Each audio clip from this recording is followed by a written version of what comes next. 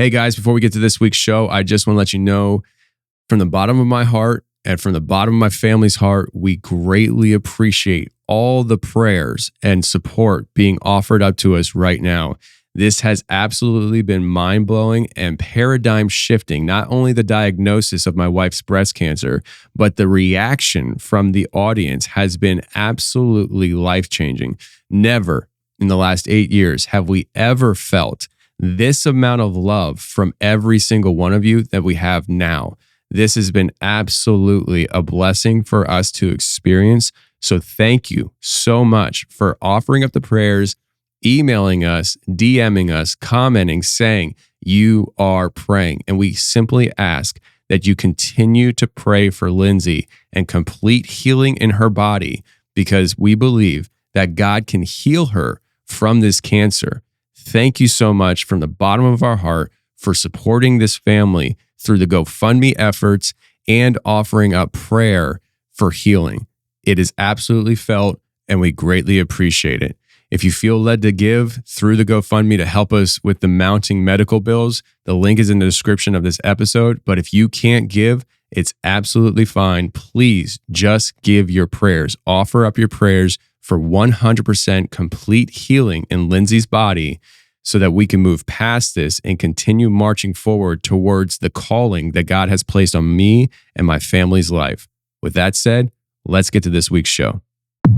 Again, I can't tell you the mechanics of how it works, but, somehow the person who has one of these off NDEs, their spirit has left their body, and then there's in some kind of another state, another dimension. I can't tell you how it works specifically, but they've ended up somewhere where somebody else is controlling the narrative, if you will, or maybe they're just entering into a hellish NDE, and that's how it manifests. Because a lot of people have hell NDEs, it'll be fire and brimstone and what looks like prison-like cells or jail cells. And why couldn't, they enter into some kind of other circumstance, simulation of something, if you will.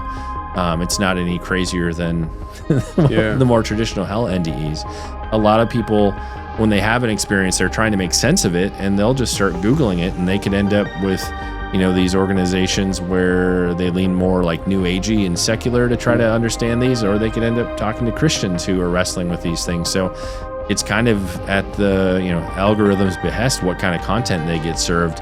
Oddly, people's eternal destinies are at stake, which is funny to think about for podcast interviews and books and NDE content. But, you go from grandma passed away to, my spirit guide's an owl named this, and I go see my medium all the time. I mean, it started out as simply consulting a psychic or a medium, and then they start having all kinds of crazy demonic stuff manifesting in their life over time.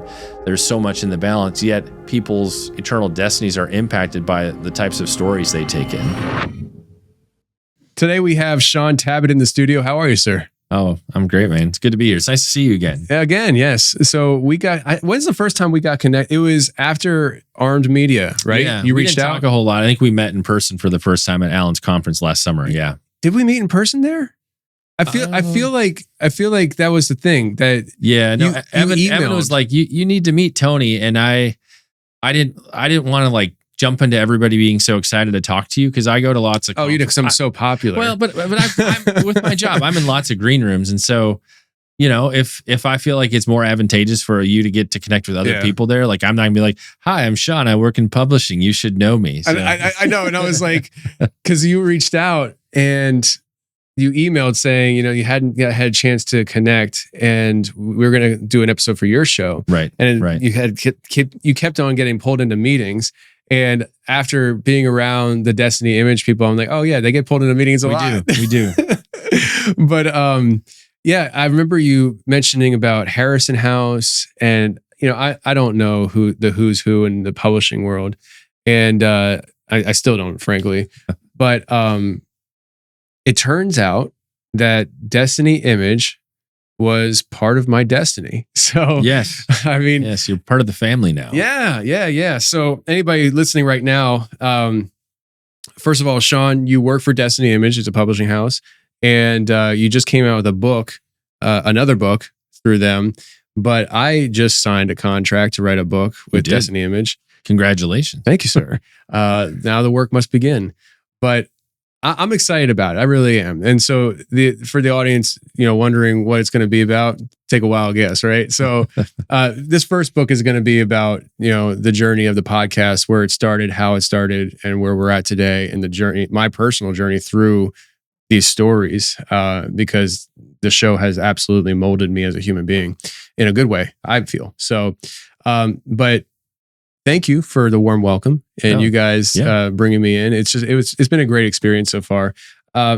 So you came out with this book, the NDE Conspiracy. I'll hold it up for the camera. But this is not your first book. No. Even on the topic. No, it's my fourth book in 3 years. I don't necessarily recommend doing that many books in 3 years, but here we are. Yeah. So the first few books were they coming from the podcast, like stories from the podcast? Yeah. Randy Kay is a good friend of mine, and we did a show for about 1.5 years called Two Christian Dudes. And that was me, a guy who's done, 1,000+ interviews, working with Randy, who himself is a near-death experiencer, and us coming at these conversations from our own perspectives and the angles we chose really connected with people. And so it just took off, and that spawned multiple book projects. It launched Randy Kay Ministries. His ministry is huge now. His YouTube channel is huge. Yeah. And that all started from that little podcast we just did off the cuff after the interview Randy and I did for his book, Dying to Meet Jesus, went viral. Mm-hmm. And so yeah, that's not the complete backstory, but that certainly got these books, or made these books come to life. You know what happened? I had Randy on my show once. Do you know what happened before that show started? No, I don't think I've ever heard this story. There was an oopsie. I was in a hurry and I was rushing around that week, and I had several interviews I was doing, and I knew I had Randy coming up, and I wasn't very familiar with him. And I prepared for the interview for the wrong book. Yeah, he's got, I think, three books related to his NDE. Yeah. Yeah. So, I mean, before we started recording, I said to Ryan, who's sitting here, I said how, I'm like a riff king. Like I had to lean into that hard, and I felt terrible. In fact, when I was at NRB, I saw Randy, and I apologized again. He's like, "Oh, it's not a big deal." But I just felt bad. I was like, man, like, when you bring an author on, you want to have at least the book right. Right. Right. But so this new book is a lot different from the previous ones, because this one is a lot more of your perspective of what you've picked up. And I'm very interested in it for many different reasons. In fact, NDE stories has been something that has been sprinkled throughout the podcast. Sure. I remember the first time I had an NDE story was a married couple. He was in a car accident, I believe. This was years ago. I think it was episode 200 something. And he, from the car accident, was dead for about 40 plus minutes. Mm-hmm. And he comes back and he has brain damage. And to this day, as far as I know, he still has brain damage. So you can hear it in his speech. And it wasn't terrible, but I think he felt self-conscious. So he had his wife with him when we recorded, so that, she could interpret, I guess. But I could understand everything he was saying. But I called it, I think I called it From Heaven to Hell and Back, or something like that. To Heaven, Hell, and Back. And we can get into that, because I know you and I were talking about that beforehand. But he came back with this message of wanting to share with the world, heaven is real, hell is real. Get your life on track with God, because when you're done here, you are going somewhere else. Right. And I thought it was a very encouraging story. In fact, it's one that I tend to send to people when they ask, certain questions. And then I had a woman on after I moved here to Tennessee. She was in the news, and I just stumbled across her. I think I had the app on my phone, Newsbreak, and it came up on my phone. And it was a Memphis, Tennessee woman, and she had an NDE experience, and she was talking about it, was making the news. So I was like, oh, let me invite her on the show and talk about a different perspective. Like she had this experience, and one of the common things, I'm sure you've seen it, is people talk about how they almost didn't want to leave. Right. Oh, absolutely. Yeah. And they always clarify, I love my family, I love my kids, but I didn't want to come back.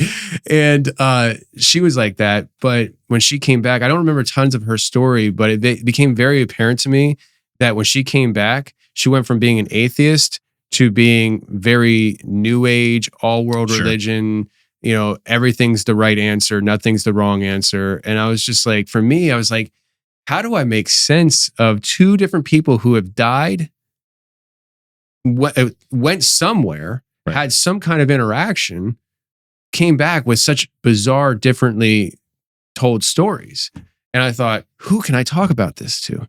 Sean Tabid. Good thing I showed up today. Yeah, man. Well, one thing to consider is how close is somebody to their actual experience. And on average, and this is based on research done by Dr. Jeffrey Long at the Near-Death Experience Research Foundation. He's surveyed thousands and thousands of NDEs from across the world. He says on average, it takes 7 years for somebody to come to terms with what they saw, what they encountered in the midst of their near-death experience. Wow. I like to say it takes 7 years for the human brain to deal with kind of like the download they got on the other side, just this overwhelming, crazy experience. So that's one thing. I think when you people are consistent over time, like it's like people have interviewed somebody like closer to their experience and years later, like often their memory of the events is just as clear, 1 year out, as it might be 15 years later. But I feel like when it's a little bit more raw, it's maybe comes across differently when after, somebody's been dealing with this for 7 years or 10 years and kind of accepted their experience. The people who have the heavenly experiences, they tend to be more saturated in the love of God, and they just want to tell everybody about Jesus, and they're very evangelistic, versus the people who have the hell experiences tend to be like, I got to get my life in order, brother. You got to get your life. We all got to get our life in order. And so there's definitely a ministry bent I see off of either the heaven or the hell experiences. But the gal you described who came back with all this other stuff, that's kind of the premise I try to make in this book is Satan is intentionally hijacking some of these near-death experiences. So Randy and I have a good friend, Brian Melvin, and he was working at a construction site, and his foreman for the site had gone to Mexico the weekend previously, and his Jeep broke down and overheated. So he grabbed some of the coolers that they use for water in the construction site and filled them with river water in Mexico. And they're out working and it's hot, and kind of protocol was you could grab anybody's cooler out of the truck and drink out of it on the site. Well, Brian accidentally grabs this cooler full of river water and he gets cholera, and that's how he dies. But in his near-death experience, he ends up in this space where he sees what looks like the house that he grew up in as a child, and people are there welcoming him. Brian, welcome. We're so glad you're here. And so it seems like a traditional like welcoming committee that somebody might experience when they're going into heaven. But a ways into it, he sees what looks like his mom. And in that moment, he's like, wait a minute, my mom's not dead. Why would she be here welcoming me into heaven? So he would tell you if he'd woken up or been resuscitated in that early part of the experience, he would have thought, man, I went to heaven. I'm good with God. I'm going to go to heaven next time. But when he began to realize something was fishy, and it seems like there's always some kind of a tell, that's when everything shifted, and all those what looked like people or the souls of departed people began to shift in these serpent-like demon creatures, and one of them actually takes him into hell. So, really? So that was like Randy's and my first encounter with like overt deception in the midst of an NDE. But on the other hand, I think you have like what you described with that woman you interviewed, where people will go to what they think is heaven. They encounter this being of light that just seems like it's all love. And it'll usually be like, everything, I'm in everything, everything's in me, and everybody goes to heaven. And then they'll come back with these weird theological ideas. One of the crazier ones I found that I share in the book, there's this woman who was undergoing a surgical procedure. She's under anesthesia, and they give her too much anesthesia and she dies, and she encounters a being of light. And this being tells her that things like cannibalism and rape and murder, those aren't bad. They're just like soul growth and preparation for what's to come, kind of a thing. And I don't even think you need half a moral compass to go like, no, that's all pretty, pretty evil. And so on the one hand, you have like Brian's experience, that's an overt, clearly a twist, a demonic twist in a near-death experience. And then you have these ones where it's all vague and descript. A lot of times when people have a heavenly near-death experience, they'll encounter Jesus or God the Father, and sometimes even the Holy Spirit, but it's clear that it's God and it's obvious. And, God's trying to make a connection with those people. He often manifests in those experiences in ways that relate to what they need in those moments. Or it might, like somebody who's had father woundedness and father trauma will sit in the father's lap, kind of a thing. Like it's very intentional. And then you have that vague being of light. Like, is that Satan or a demon masquerading like an angel of light or masquerading as God. Because again, I think the tell there is, like you described from the woman you interviewed, they come back with these ideas that they don't fit with what we read in scripture. They don't fit with Orthodox historic Christian teaching. So a lot of these experiences, there's just something a little bit off where you're like, is that really legitimate? So with his story, Brian, right? Yeah. So his story is that if he would have come back too soon, right, he wouldn't have got the full picture. And that really makes you wonder how many people, and from what I understand, like there's not really a control over how fast you come back. Right. But that's fascinating. Now, all right. So based on that, moving into some maybe perspectives that we need to explore. So if somebody's having an NDE and they're experiencing something that's kind of like not fitting the theological paradigm of traditional Christian theology, how would somebody make sense of that when it comes to the idea that when we die, like, shouldn't God just be in control of the whole thing? How is Satan hijacking? Which I'm not arguing with you on, because I think Satan hijacking things, and I definitely want to get into the idea of how the NDE mirrors UFO abductions greatly. There is this real hijacking going on, and we talk about a lot of crazy stuff on this show. But how do you grapple with that concept? I'm sure you've kind of thought about it. Yeah, I mean, I don't have a solid answer. Like, this is kind of a working theory that I'm trying to understand. You know, somehow they're in some kind of a different spiritual dimension or plane. Like, I don't know the mechanics of that, but they're in an ethereal, out of this world space, it seems. Ironically, Randy and I had interviewed a guy who had more of one of these other kinds of experiences. Like, he encountered some beautiful things, but there's a lot of tells in his experience from like, I don't know. But interestingly, so to kind of support the idea that they're in some kind of another plane, he had a friend who I don't think she was a practicing medium. I want to say she was some kind of like a Reiki healer or something, and she was, in quotes, praying for him, I guess, to be the best. I don't believe she was a Christian at all. But she somehow kind of projected or manifested herself into his experience on the other side when he was in a coma, which is fascinating to me. But in terms of like the mechanics of how it works, how Satan hijacks it, I can't tell you specifically how that works. So I would say that the projection is really interesting because recently I came across a man who has not answered my emails. I'm trying to get him on the show, but he doesn't come from a Christian perspective, but he's some kind of scientist, and he created a way to be able to project thoughts into people's dreams while they're dreaming. And he actually created a way where, like, you and I are sleeping and we're both connected to the machine, and he'll send something from the machine to you, and then you'll communicate to what it was sent, and it gets sent over to this person while they're dreaming. And there's this like tapping into the consciousness. And I find it very dangerous, but interesting, you know? Right. And it kind of presents the whole idea of the deeper aspects of the spiritual realm and what it even means and what it looks like. And, you know, not that this is NDE related, but there's this idea of, have you ever heard of this idea called soul trapping?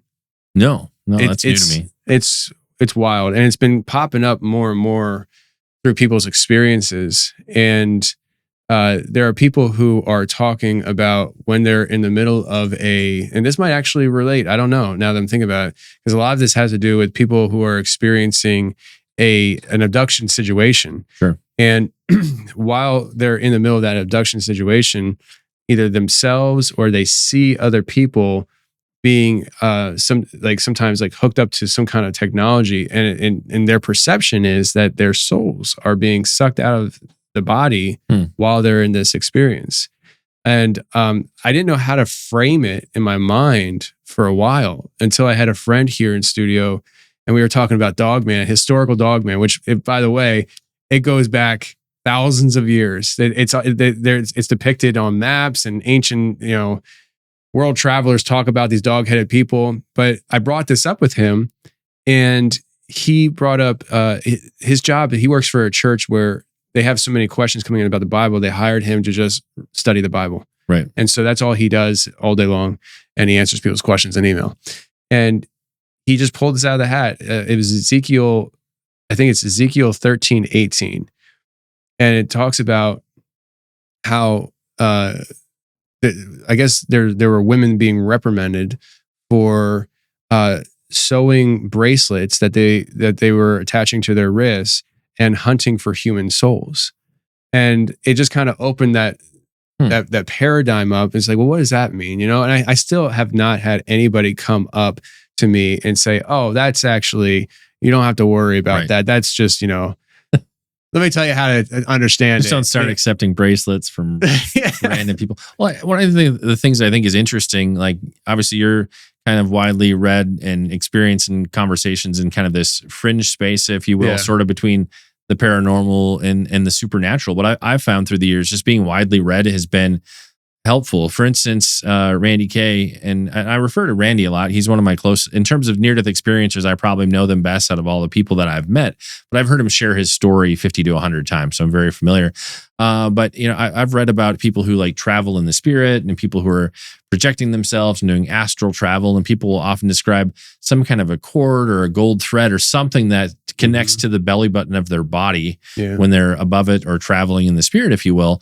Well, interestingly enough, when Randy's spirit left his body, he felt a tugging at his belly button as his soul left his physical body. So like there are little things where if you're kind of familiar with the very broad conversations happening in the paranormal and supernatural space, some of these things just come to you like, oh, that's really interesting. Where I feel like you see a lot of circumstances where people are operating in common grace principles of how God set up the world. It's sort of like, which team are you playing for is kind of the challenge where even interestingly enough, and I share this briefly in the book, I interviewed a practicing medium who's written extensively in the near-death experience space, and I really enjoyed his book. So I had him on the podcast, and I had a disclaimer on the front of the show, and I just said, hey, this is this guy. We have completely opposing worldviews. We are very different, but his book was really helpful. I liked some of his research. And one of the fun things I got to do in that conversation was ask him about his work as a medium. And I've had a bunch of prophetic training through the years in the charismatic church space I'm a part of. And so he went for it and was let me ask whatever I wanted. And so I was like, so you describe in the book when a spirit manifests or shows up in the room, you have this like tingle, spidey sense, something that comes on, tell me what that feels like. And we kind of went through a bunch of random stuff. And the thing that I found ironic is a lot of what he described that he was happening in his body or interpreting that he was like sensing or seeing was like step in step with a lot of the prophetic training I've had through the years. And so I thought it was ironic that, working on the prophetic side as a Christian, I'm partnering with the Holy Spirit. And I would say that mediums are partnering with demons or familiar spirits. One of the challenges you have in talking with a person like that is in their worldview, demons aren't real, or they'll often think demons aren't real. These are just altruistic spirit guides who are helping them. And they believe it's just the souls of a departed lost one that is manifesting through them, to help somebody reconnect with grandma kind of a thing. In their worldview, they don't believe that they're demons. Now, if you talk to like practicing mediums who are, they became believers and they're following Jesus, they'll tell you on this side of their journey, they realized they were partnering with demons and familiar spirits. But somebody who's in the midst of that, they may actually think they're being helpful to people to reconnect with their lost loved ones. But if it's, appointed once for a soul to live and then they're in the afterlife, from a Christian worldview perspective, that can only be demons and familiar spirits. It can't be the soul of a departed loved one. And even if you ask because if you talk to exorcists and deliverance ministers, the whole ghost conversation and what happens with consciousness and spirits, that comes up a lot. Even like super experienced exorcists will tell you they can like maybe account for, there could be some circumstance, if God allows it, that a soul could be trapped between the earth and heaven, but that's like a less than 1% kind of a chance. So if that's a thing, it should be the exception and not the rule, versus with how mediums operate. It seems like it's the rule because gosh, there's spirits popping up all the time. Pulling them in left and right. That's interesting because what we often find, and what I've been kind of talking more about recently with like UFO abduction stuff, is this idea of hijacking God's creation. Right. And we see that through throughout all of Scripture. Right. The idea that the enemy will come and mirror and try to hijack what God has already created. And so if you have these psychics trying to operate in one power and authority, then there is the other side of it as well, which is the prophetic and things like that. That's really interesting. And it actually, I think underneath the umbrella of the hijacking, I find that really interesting. Satan hijacking. What would you say, like an NDE, or would it be like hijacking just literally somebody's transition? Like, I'm assuming if somebody has an experience that is an NDE experience and they're not, it's not of God, right? I'm assuming Satan's not the one sending them back. What do you think? I mean, underneath that perspective, if they're having an experience where like they turn into lizard people or whatever, right? Like Joseph Z would say, the wicked lizard overlords. That's actually part of Brian's experience. Interestingly enough, he went to some kind of it sounded like it was a garden or a park that had statues and art pieces. And one of them was this lizard-like being that was part of some native culture somewhere. And it was a being that ushers people into the afterlife. And it completely mirrored what he saw in his near-death experience, which is just a fascinating aside. But he saw an artistic representation of this lizard-like, serpent-like being walking through a park that had these statues and art pieces, ironically. So I mean, really what we're painting a picture of is that the spiritual warfare that the human experiences on this side of life doesn't end here. Potentially. Well, I think in the case of a near-death experience, like somebody's sick, in a coma, near death, whatever it might be, however it works out, their soul leaves their body, and it crosses the veil somehow into the afterlife. And whether they have a very, what I would call a traditional heaven or hell near-death experience, that's one thing. And then there's all these kind of other sorts of experiences. I mean, there's no, why couldn't we be spiritually deceived once our spirit leaves our body? Like, I don't know. Again, I can't tell you the mechanics of how it works, but, somehow the person who has one of these off NDEs, their spirit has left their body, and then there's in some kind of another state, another dimension. I can't tell you how it works specifically, but they've ended up somewhere where somebody else is controlling the narrative, if you will, or maybe they're just entering into a hellish NDE, and that's how it manifests. Because a lot of people have hell NDEs, it'll be fire and brimstone and what looks like prison-like cells or jail cells, and people repeatedly being tortured over and over, relating to the things they did in their life on Earth. I mean, that's a very typical story. But, why couldn't, they enter into some kind of other circumstance, simulation of something, if you will? It's not any crazier than the more traditional hell NDEs. But I mean, there's enough of these stories of people with these other kinds of experiences. There's clearly something happening. Now, how they interpret it, that's going to be based on their worldview a lot of times, or even a lot of people, when they have an experience, they're trying to make sense of it, and they'll just start Googling it, and they could end up with these organizations where they lean more like New Agey and secular to try to understand these, or they could end up talking to Christians who are wrestling with these things. So even that could have a bearing on how they, really wrestle with their experiences, the group they connect with, because they're trying to find people to understand them and help them deal with it and, make sense of, what happened, why was I sent back, kind of a thing. So just like the person who, has lost a loved one and they're looking for encouragement because their grandma passed away or another friend or loved one passed away, it's a 50-50 chance where they're going to end up. I've met people at both. I went to two conferences back to back last summer.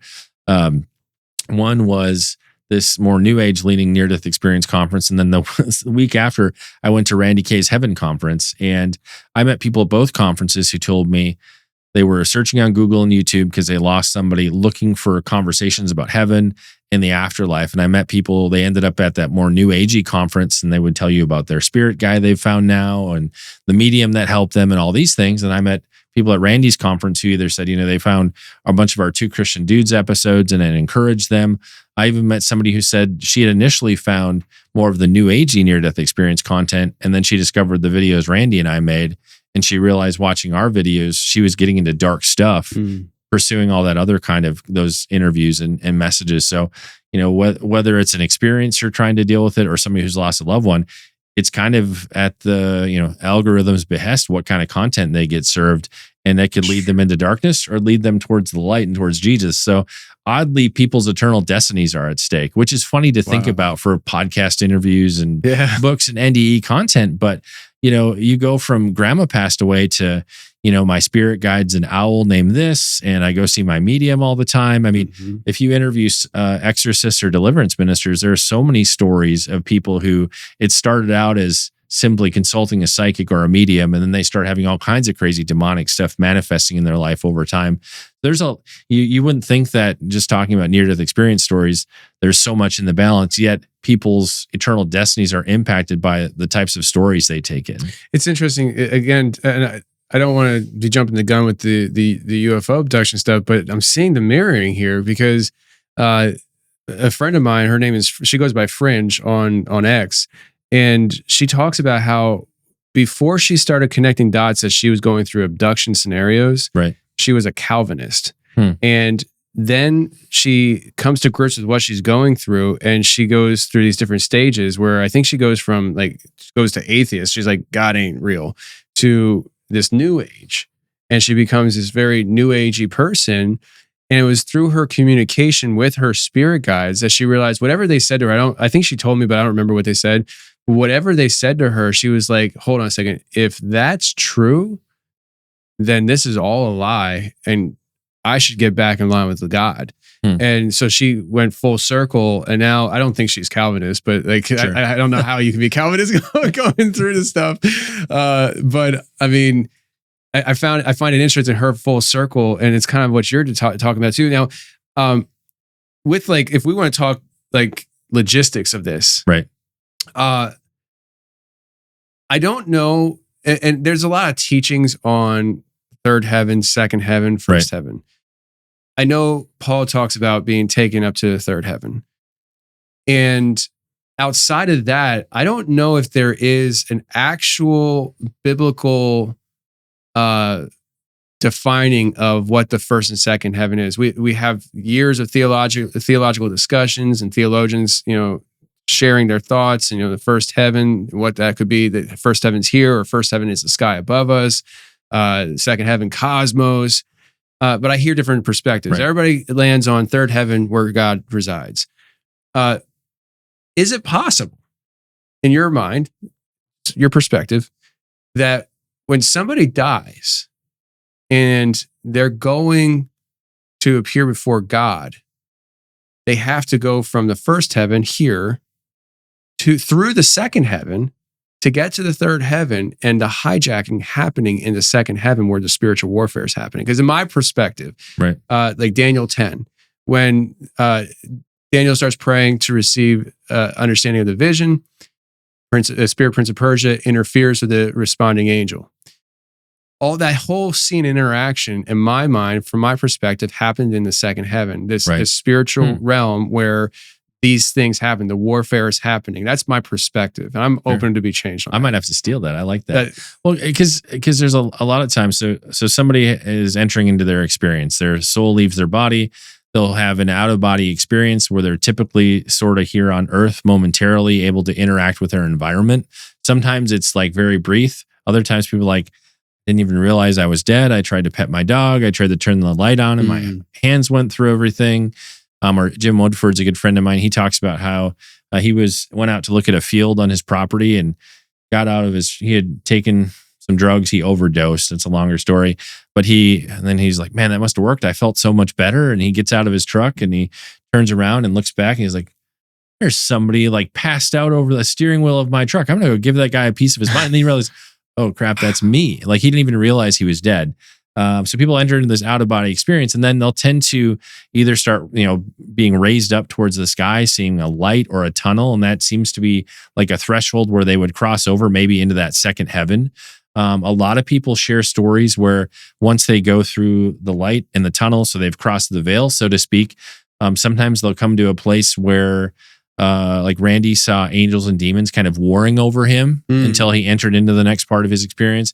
I've had people describe coming to a place where it looks lush and heavenly one direction and stark and brown grass and nasty, and there's a pit the other direction. And so people do often describe coming to some kind of a liminal in-between space where often there are demonic creatures and angels. And then usually there's a threshold where they'll come to a gate, and it's typically a gate to heaven. And that's where they'll meet their welcoming party. And, a lot of times if they're going to be sent back, they're not allowed to go past the gate. Or, if they are allowed past the gate, sometimes those people will still be the ones that come back. Otherwise, we wouldn't know their stories. But I think that idea of sort of an in-between, like a second heaven in between earth and the place where God dwells is very likely, at least with the many accounts I've heard. And I had somebody, Lance, I always do his last name wrong. Lance Wallnow, yeah. Wallnow, right? Yep. I always want to say Waldo. I don't know why. But I know he's been around a long time. Sure. But I just discovered him not too long ago. He likes whiteboards. Yes, he does. I have a friend that likes whiteboards too, Joseph Z. So, but Lance, I was on pray.com and his video just pops up on the right on the front page, and I watch it. It was about 30 minutes long, and he had this whole, and I can't remember everything he talked about, but he had this whole teaching about first, second, third heaven. I wish I could find it somewhere else. And he used a whiteboard and he drew it out, and he was talking about how there's this, and I forget what scripture he was talking about, but like this direct pipeline, Christ to us, and he was drawing it with the heavens.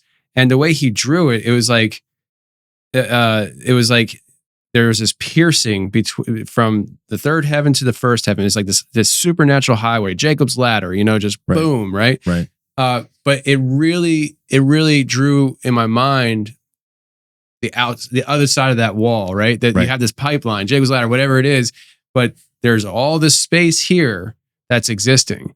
Right. And I found it really interesting. And I'm sitting here thinking, I'm hearing you talk. I'm like, I wonder if the hijacking is happening in that space. That in-between space of the second heaven. Like Rabbi Felix Halpern's another friend of mine.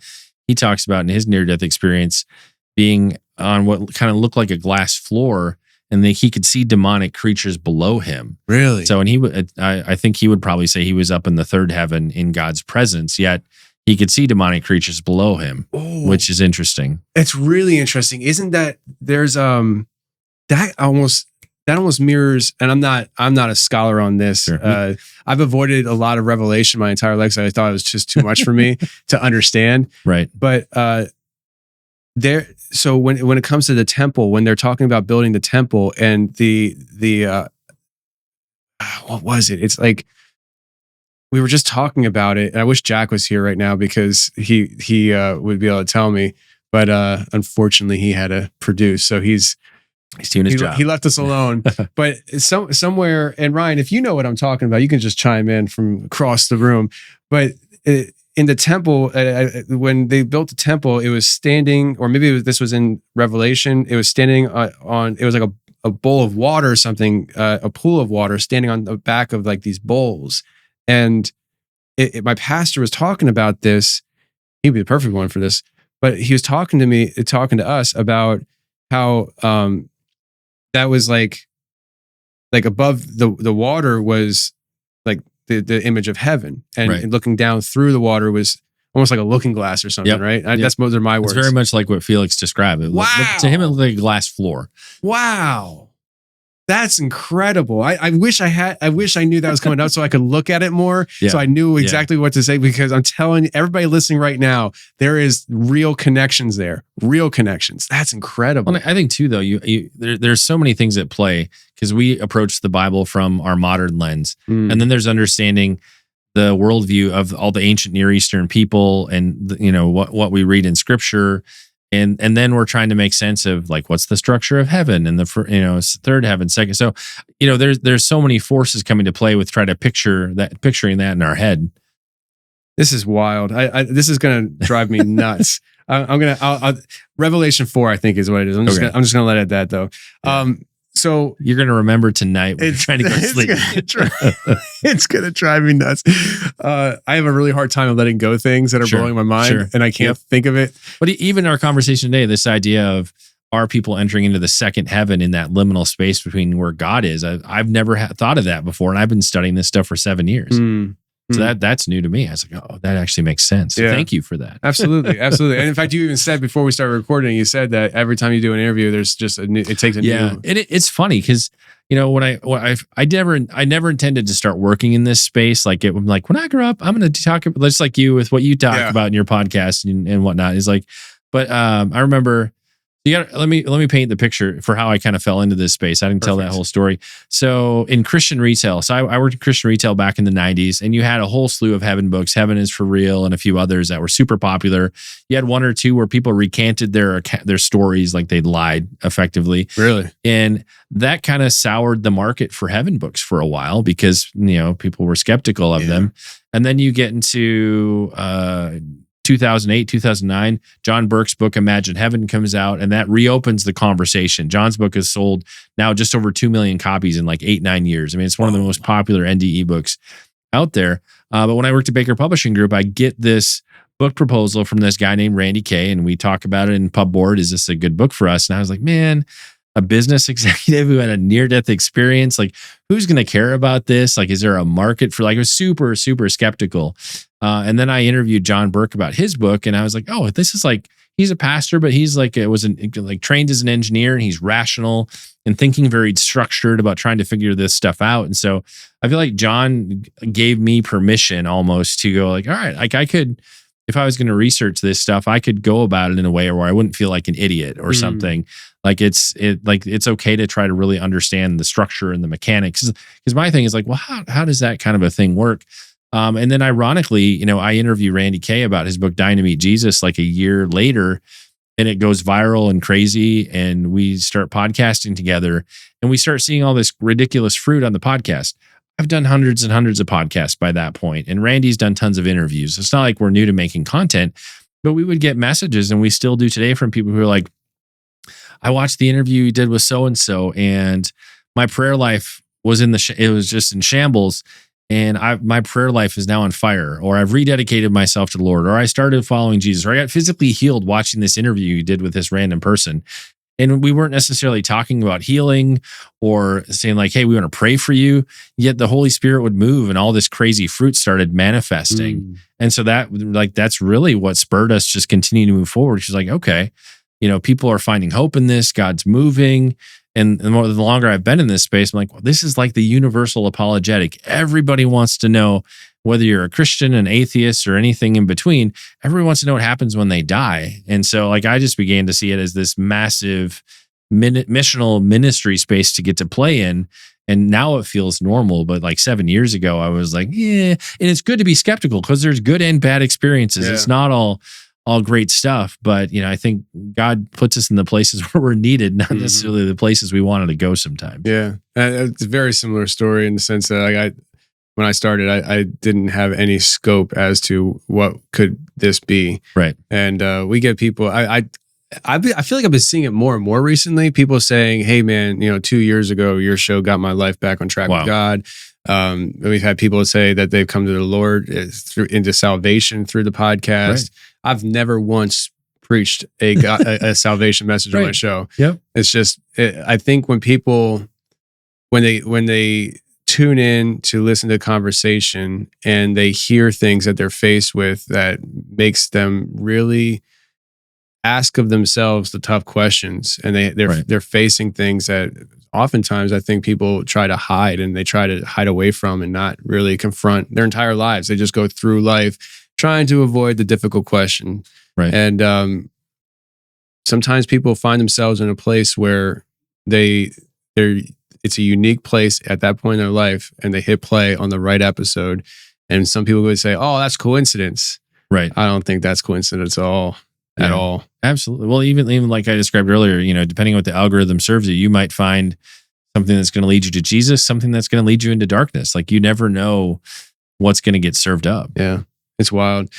So these past life memories, that's something that you've been looking at as well. I've got a whole section in the book looking at past life memories. So in terms of like past life and pre-life memories are pretty big in the near-death experience space because it all deals with continuation of consciousness. So isn't that the same thing? No. I'll do the pre-life memory one first because it's short. Okay. So I sat in on a keynote at that conference I was at last summer because I was curious, like, what the heck are pre-life memories? And there's this guy up there who was like, well, in my early 30s is when these memories started. And that was about when I started practicing transcendental meditation. And shortly after I began that, I started to have all these pre-life memories. Now I would go, well, that's easy because that's when you got filled with demons when you started practicing TDM. But he would tell you he has all these memories of being in some liminal in-between space, in between lives, his many lives that he's had. And like people actually take that kind of stuff oddly, seriously. And that particular guy, people kind of treat him like a guru. Like to them, they act like it's the same as somebody who's had a near-death experience almost. And so that I think that's one of the weird things in this space is because somebody somehow touched the afterlife, they now have special knowledge. Everybody wants that special knowledge. And not to be questioned. Yeah. So pre-life memories, it's not really a big part of the conversation, but the fact that some of those events are having people keynote who have those kinds of experiences they want to share probably means it's a growing part of the space. Past life memories have been around. In the book, I do kind of a dive into near-death experiences and past life memories throughout ancient history. And just like the NDEs, you also see past life memories documented for thousands and thousands of years. The interesting thing, you have the Department of Perceptual Studies out at the University of Virginia. They have been like formally studying these things for over 50 years. And a lot of their research, ironically, began in India. And that's where they were able to find people with past life memories initially.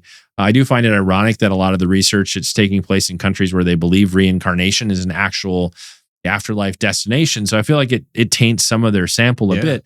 But the short of it is kids between the ages of 2 and 5 will start talking to their parents about, well, back when I this and back when all these, like they have all these memories of things that clearly are not part of their life because they're, pre-elementary age children. The ironic thing is a lot of times they can verify like these are memories from real people's lives and like things that really happen, that sort of a thing.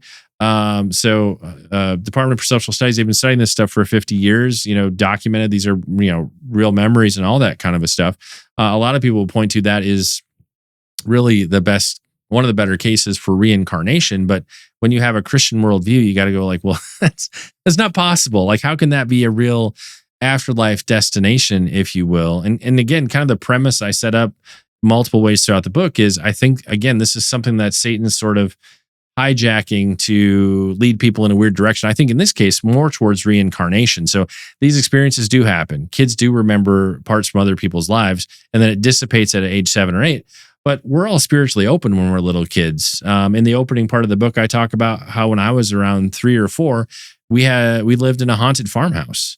And like my mom's car would do weird things in the driveway. The lights would flash, the horn would blare, all this stuff.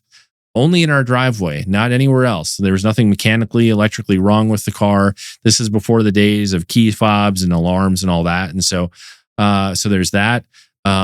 We had a combo kitchen and dining room, and one of the chairs would move every night from under the dining room table to like somebody was sitting and looking out the back window every night, consistently, no matter what we did. And we would make sure the chairs were under the table at night. And then I had 2 encounters where I saw what at the time I thought were ghosts. I mean, I was a little kid, and now I would go, okay, those were demons. And, interestingly enough, the house was next to a graveyard, like the property bordered up to the one little graveyard in the small town we lived in. As I look back on it, I'm like, I'm glad we moved out because usually when like demons are manifesting and stuff's moving, like that's an infestation stage where for some reason demonic activity has been attracted to a location that something evil happened and somebody died there. And I have no idea. That house is now long gone. But I'm glad we moved because usually that's like the initial stage before, somebody will be taken into the latter stages of infestation, and gosh, I'm not remembering the other stages. Anyways, there's 4 stages. The final one is like full on possession, and it's usually taking you up the ladder more to isolate you from like the rest of your family or your group and just get you to give in more and more to the demonic presence. I think in the case of these past life memories, given that they're happening with little kids at that same age range where I was when I could actually see these demons manifesting in the house, I don't know the circumstances in each of those cases, but I wonder if I could research where they live and their family line. Like, are they in a place where great evil happened? Is there a curse on their family line? Like, is there something that has maybe attracted a familiar spirit to, be planting these memories into the minds of these children? So it's a real phenomenon. How do we deal with it? Like Randy and I even did an interview with a mom who has a book, and her son has all these past life memories, or had when he was younger, of being a baseball player and like playing against and traveling on trains with like Babe Ruth and other famous players at the time. And we naively just did an interview, and that's because it's part of the NDE conversation. And Randy's audience flipped out and was like, "You guys are teaching reincarnation. This is awful." And so we're like, Randy can't get away with those kinds of interviews. And so like I'll do interviews on my show where it might be something a little sketchier, but I feel like there's, being a non-experiencer, I can have conversations that an experiencer can't. Like the expectations of the audience are a little different. True. Yeah. So past life memories, it's real. They're fascinating. They're often memories of real people's lives. But I think like a lot of these things, there's a demonic component that I feel like it's just trying to lead people towards reincarnation, because I feel like it's one of the biggest in terms of stuff that's out there. People point to, well, look at that. But again, if reincarnation was a real possible afterlife destination, then I expect all of us should have past life memories. It shouldn't be this microscopic part of society. People who believe that, they'll be like, well, like once you live life 2 or 3 times, you kind of get things right, and that's why it stops. I don't know how you prove that. And I mean, that's such a crapshoot. I mean, like, how can you say 2 or 3 times and then you finally get it right when this is all supposed to be so random anyways? Right. Like, how can you rely on that mathematical equation as to why not everybody has those? I don't buy that at all.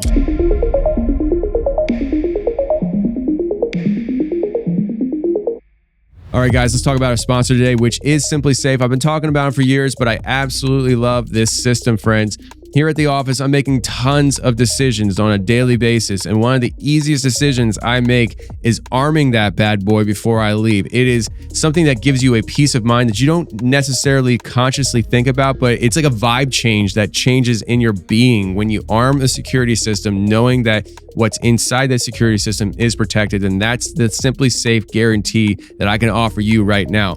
With Simply Safe, millions of Americans enjoy the new standard in home security and greater peace of mind every time they arm their system. With AI cameras backed by live professional monitoring agents, your property is covered and ready to detect suspicious activity. Visit simplysafe.com/confessionals to claim 50% off a new system with a professional monitoring plan and get your first month free. That's simplysafe.com/confessionals. There's no safe like Simply Safe. All right, and we're back.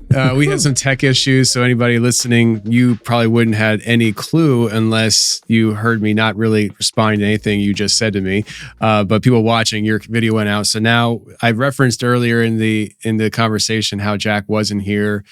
He's back because apparently we can't do this without Jack. Right, so he's our savior. He's over here saying job security, So, but this might be a good time to just kind of reintroduce people to the NDE Conspiracy is the book you wrote.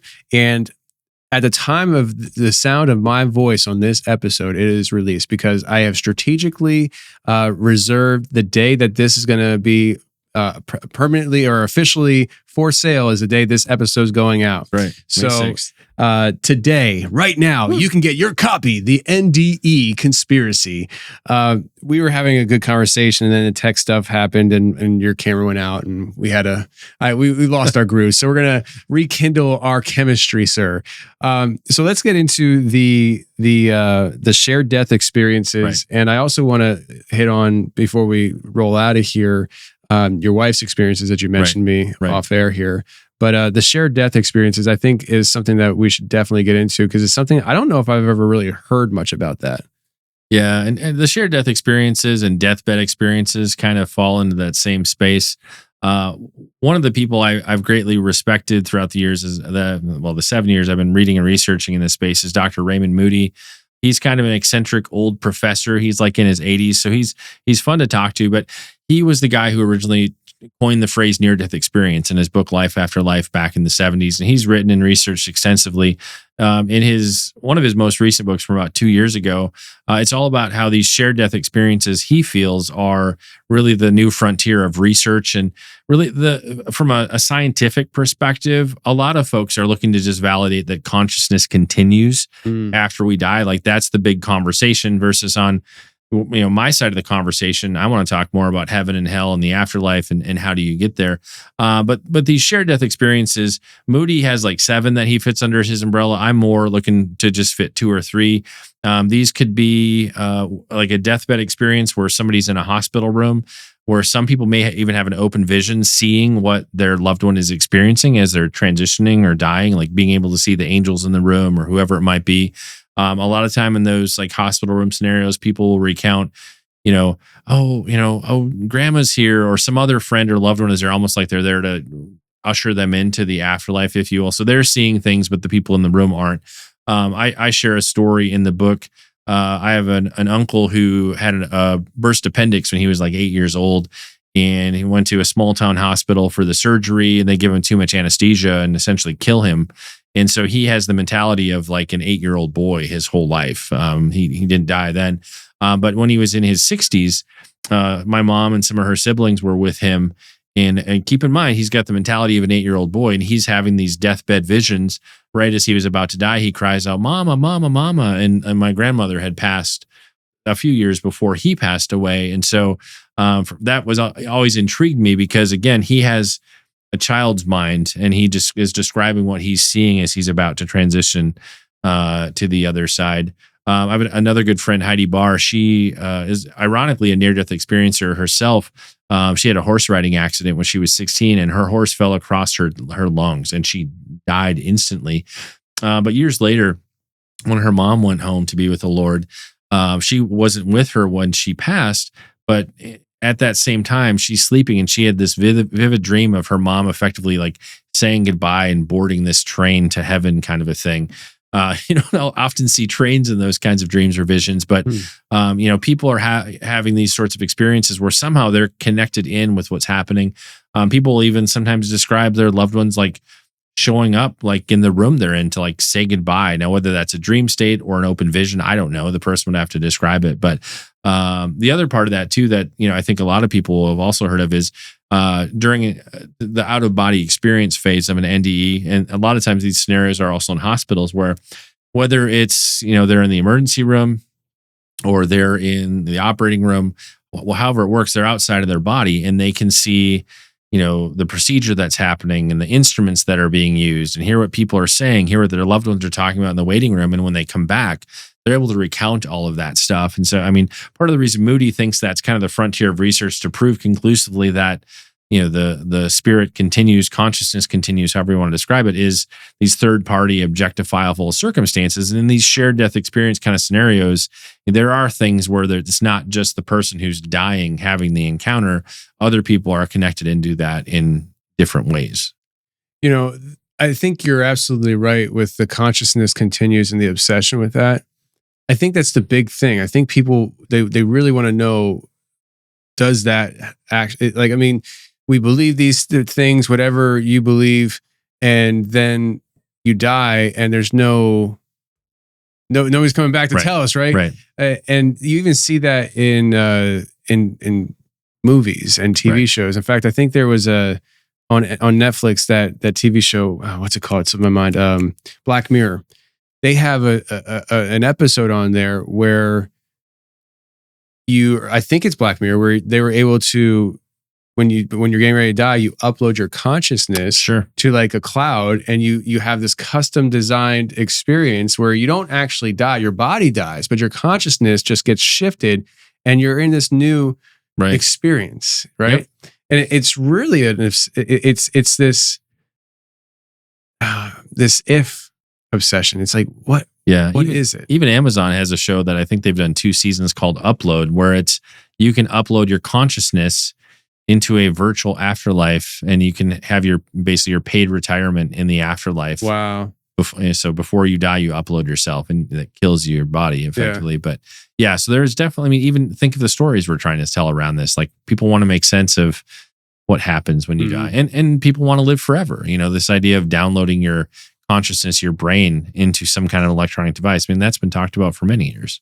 So with this this shared death experience, I guess, one of the most concrete things I can imagine is somebody who is not dead, right, visualizing what's being experienced, right? That's what you were saying, right? Yeah. Well, and I think too, you have to remember in those circumstances, people are in turmoil. Like the idea of a spiritually transformative experience where somebody has what might even be very similar to a near-death experience, but they're not near death or dying or sick or anything.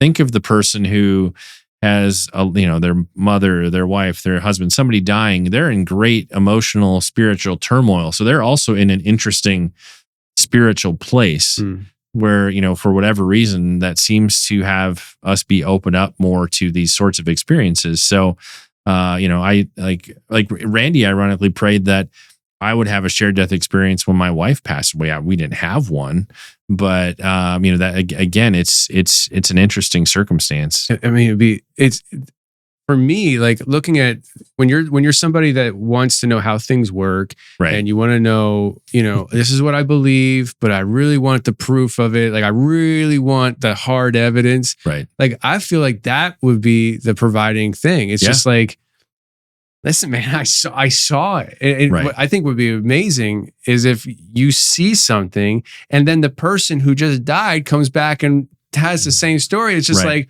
whoa, all of a sudden, all questions go out the window. Right. Well, I think one of the challenges you face, and it's not a real challenge, when you're trying to make sense of this stuff and other kinds of things that you and I talk about on our podcast, and you're coming at it through a Christian worldview lens, and you have some boundaries and some restrictions. For a lot of people researching and writing in these kind of fringe spaces, anything goes, versus if you're trying to fit that into a biblical Christian worldview lens, I personally don't find it limiting. I find it helpful to have some structure. We're like, all right, these are the boundaries of truth I have to work within. But it means you and I can't go places other people will go with their ideas and how to make things work. I find the boundaries kind of a blessing, because I'm like, God created the world. There's an order and a structure, and I'm trying to grasp how this works within the structure He's revealed to us. So I find it's helpful. But in terms of that's playing in the space, if you will, we have different boundaries than, say, other folks who are playing here. But and the thing is, like,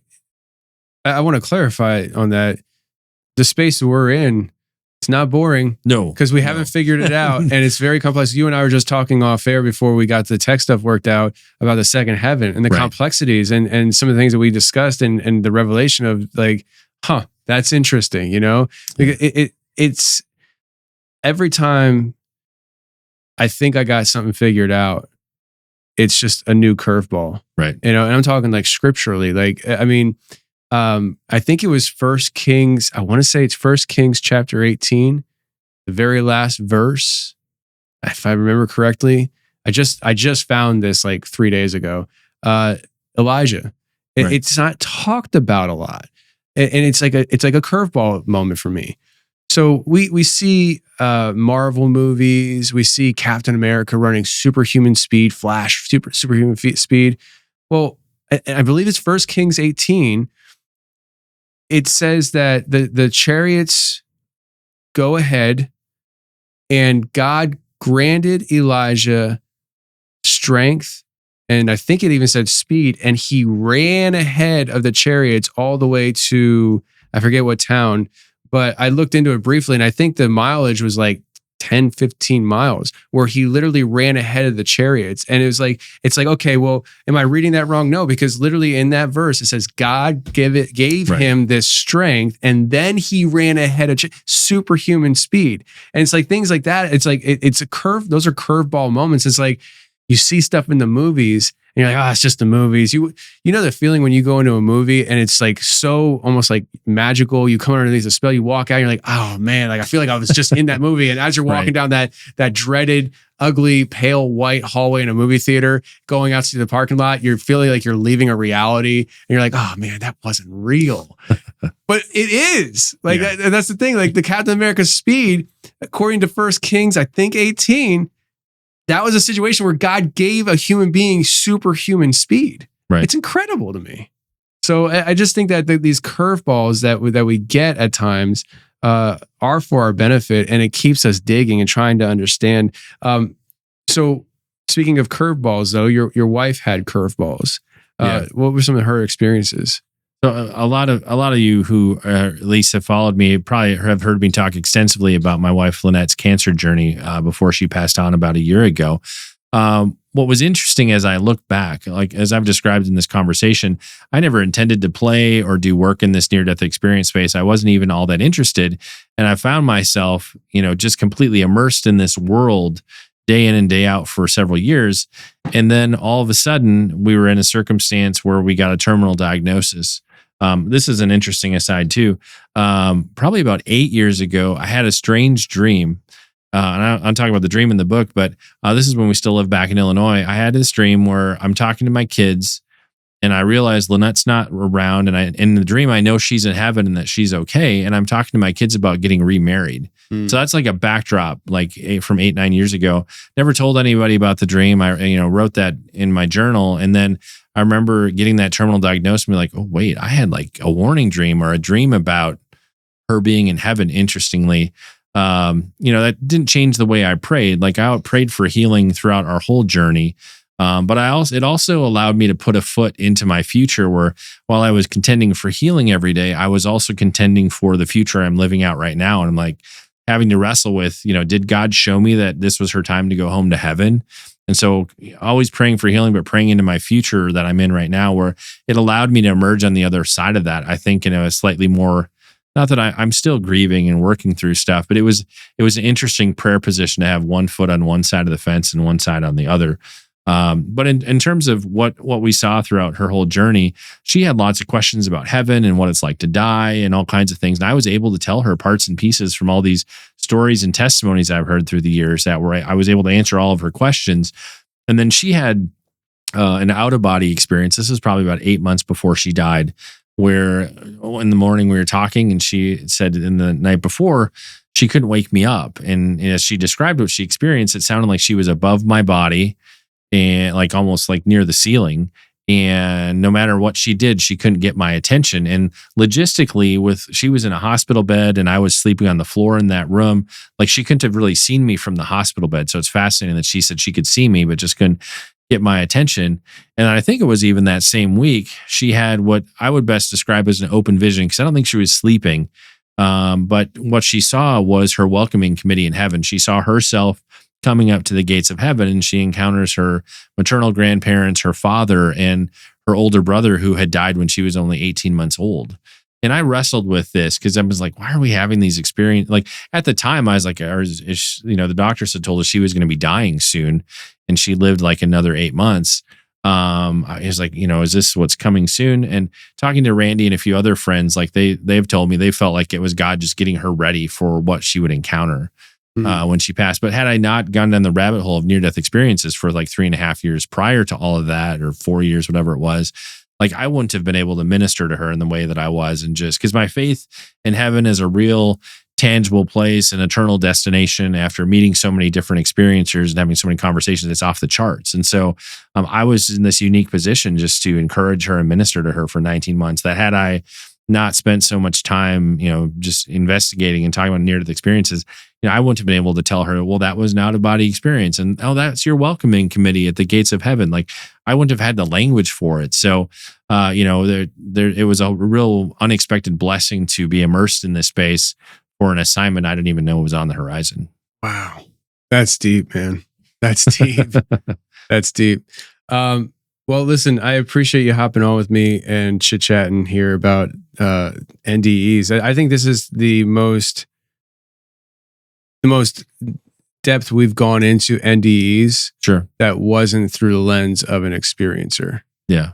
Which I find really fascinating. And I highly encourage people to check out the book, The NDE Conspiracy. Where can they get that? Available wherever books are sold. Amazon's the easiest place, but Barnes & Noble, Books A Million, and anywhere books are sold, you'll be able to order it. And when this airs, May 6th, it's available. So you'll be able to get your copy. You order from Amazon, hopefully 2 days or less. Wow. There you go. Get your copy. Make this a #1 seller. I'm excited about it. And also because I'm part of the Destiny Image family now. Yes, welcome to the family. If you guys check this book out, I'll have high hopes that you check my book out as well. So thank you very much for coming on today. My pleasure. Thanks for the opportunity. Absolutely. That was good. That was real good.